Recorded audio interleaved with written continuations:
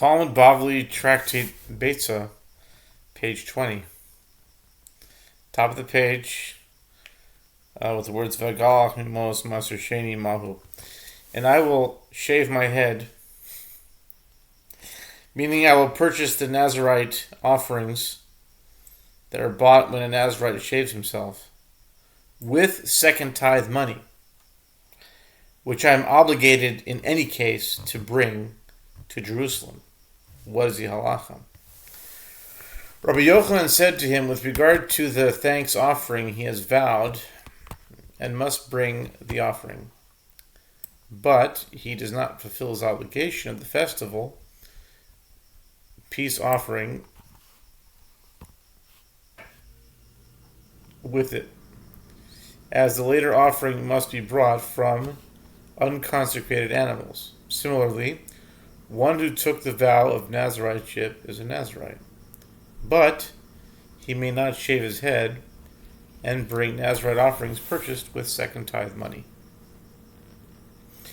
In relation to the previous case, in which one makes a conditional statement and only part of his statement is accepted, the Gemara relates a somewhat similar incident.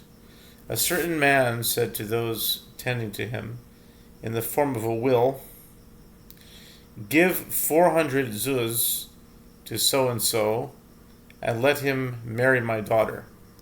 Rav Papa said, "The 400 zuz he takes, but as for the benefactor's daughter, if he wishes, he may marry her. If he wishes, he need not marry her."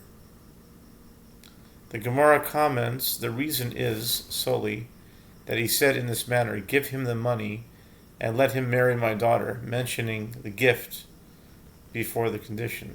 However, if he specified the condition first by saying, "Let him marry my daughter and give him the money," in that case, if he marries her, he takes the money. But if he does not marry her, he may not take it. The Gemara relates, Mereimar sat and stated this halacha with regard to one who attaches a condition to his vow to bring a thanks offering in his own name without attributing it to the sage who stated it. Ravina said to Mereimar, "You teach this halacha in this manner without attribution, whereas we teach it in the form of a question that Reish Lakish asked of Rabbi Yochanan." A Tana taught the following Beitzah before Rabbi Yitzchak bar Abba, the verse concerning the burnt offering that Aaron was commanded to sacrifice for the inauguration of the tabernacle, and he brought the burnt offering and sacrificed it according to the regulation. Leviticus 9:16 indicates that the halacha of an obligatory burnt offering is similar to the regulation governing a gift burnt offering. This teaches with regard to an obligatory burnt offering that it too requires the person bringing the offering to place his hands on the head of the animal to be sacrificed. Rabbi Yitzchak said to the Tana, "He who told you that this halacha requires an explicit biblical source, in accordance with whose opinion did he say this? Is it that of Beit Shammai, who do not learn the halacha of obligatory peace offerings from that of gift offerings by way of an analogy, binyan av, as they distinguish between the two with regard to the requirement of placing hands on the peace offerings brought on a festival, as if it were the opinion of Beit Hillel, since they learn the halacha of obligatory peace offerings from that of gift peace offerings, there being no distinction between the two categories, then an obligatory burnt offering should also not require a special verse to teach this halacha, as they can learn it from the halacha governing a gift burnt offering by means of an analogy." The Gemara asks, and from where may it be shown that Beit Hillel learned the halachot of obligatory peace offerings from those of gift peace offerings? Perhaps they do not learn the halachot of obligatory peace offerings from those of gift peace offerings. Rather, they learn the halakha governing obligatory peace offerings from the halakha governing an obligatory burnt offering. Just as an obligatory burnt offering requires the one bringing the offering to place his hands on the animal to be sacrificed, so too do obligatory peace offerings. And an obligatory burnt offering itself requires an explicit verse from which to derive this halakha, and perhaps the verse cited above is the source. And he brought the burnt offering and sacrificed it according to the regulation. The Gemara challenges this argument. What is different about obligatory peace offerings, such that Beit Hillel do not learn the halakha governing them from the halakha applying to gift peace offerings? It is that gift peace offering. It is that gift peace offerings are more common, and perhaps a different halakha applies to them. If so, they should not learn the halakha governing obligatory peace offerings from the halakha applying to an obligatory burnt offering, as in the latter is entirely burnt, unlike peace offerings. The Gemara answers, rather, the halakha governing obligatory peace offerings is derived from between the two of them. The Torah explicitly states that one must place hands on the head of both obligatory burnt offerings and gift peace offerings.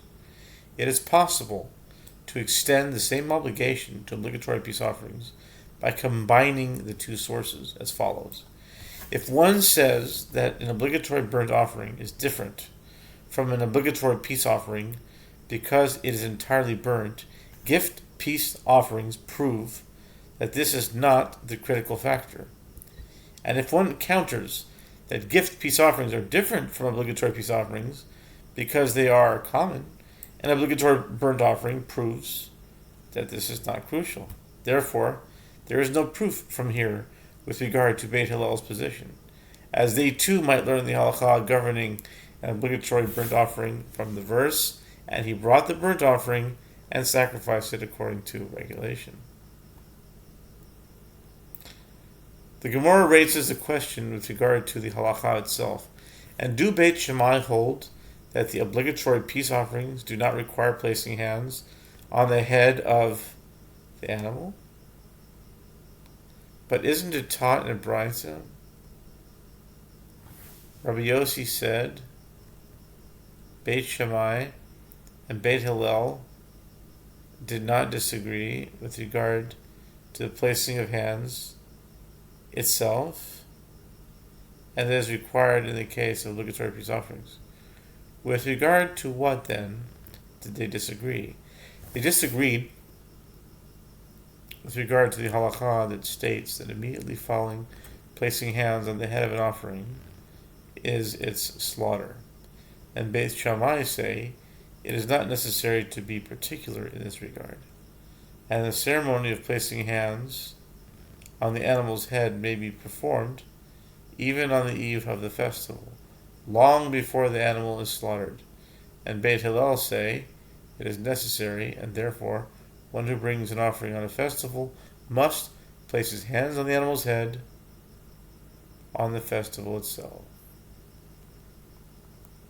The Gemara answers, the Tana of the Mishnah said what he said in accordance with the opinion of this Tana as it is taught. In a different Beitzah, Rabbi Yossi, son of Rabbi Yehuda, said, Beit Shammai and Beit Hillel did not disagree with regard to the halakha that immediately following placing hands on the head of an offering is its slaughter, that it is necessary. With regard to what, then, did they disagree? They disagreed with regard to the placing of hands itself on the head of obligatory peace offerings. Beit Shammai say it is not necessary, and Beit Hillel say it is necessary. The Gemara returns to the basic dispute between Beit Shammai and Beit Hillel.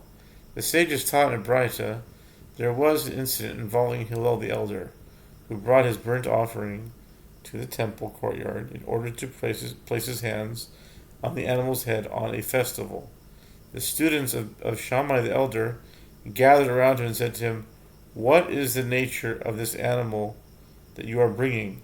Hillel, being humble and meek, did not want to quarrel with them in the temple, and therefore concealed the truth from them for the sake of peace. He said to them, "It is a female, and I have brought it as a peace offering, as burnt offerings are always male." He swung its tail for them so that they would be able to properly discern whether the animal was male or female, and they departed.